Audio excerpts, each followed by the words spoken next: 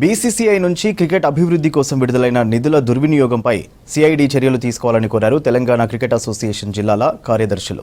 10 ఏళ్లలో హెచ్సీఏ జిల్లాల ఖాతాల్లో నమోదు చేసిన 12 కోట్ల రూపాయలు దుర్వినియోగమయ్యాయని తెలిపారు. దీనికి సంబంధించిన కీలక ఆధారాలను సిఐడి అధికారులకు ఇచ్చారు.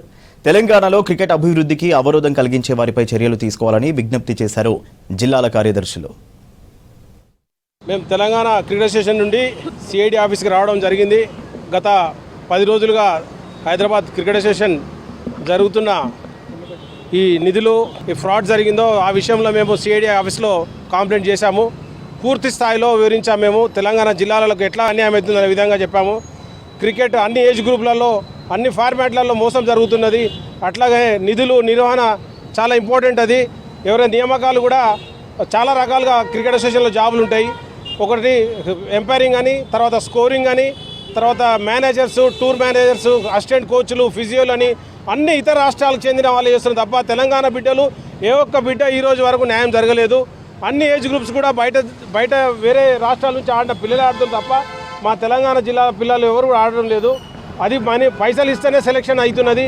ఈవెన్ క్లబ్లో ఆడడానికి కూడా ఓపెనింగ్ ఆడాలంటే ₹1,00,000, ఓపెనింగ్ బౌలింగ్ ఆడాలంటే ₹1,00,000. ఈ విధంగా కొన్ని సెటిల్మెంట్ చేసుకొని ఫిక్స్ రేట్లు పెట్టుకొని క్రికెట్ అసోసియేషన్ రన్ చేస్తున్నారు. సో ఇవన్నీ మేము క్లియర్గా సిఐడికి వివరించి చెప్పినాము. ఈరోజు సిఐడి వాళ్ళ పిలుపు మేరకు వాళ్ళకి స్టేట్మెంట్ ఇవ్వడానికి వచ్చాము. మా ఆదిలాబాద్ జిల్లాలో ఎటువంటి అన్యాయం జరుగుతుంది. ఎందుకంటే గత 20 సంవత్సరాల నుంచి ఒకటే సెక్రటరీ ఉంటాడు, ఎలక్షన్స్ ఉండవు, జనరల్ బాడీ మీటింగ్స్ ఉండవు, ఎలాంటి డెవలప్మెంట్ లేదు. ఇంతవరకు ఒక టర్ఫ్ వికెట్స్ లేదు. వాళ్ళకి వచ్చిన డబ్బులు ఎక్కడ మాయమవుతున్నాయి, ఎక్కడైతుంది, రికార్డులలో ఉంది, మరి ఎక్కడైతే డెవలప్మెంట్ అని కనిపించట్లేదు.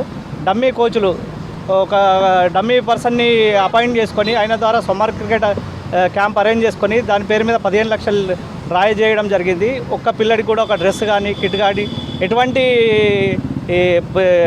ఎక్విప్మెంట్ ప్రొవైడ్ చేయడం జరగలేదు. దాని గురించి మేము క్లుప్తంగా సిఐడి వాళ్ళకు చెప్పడం జరిగింది.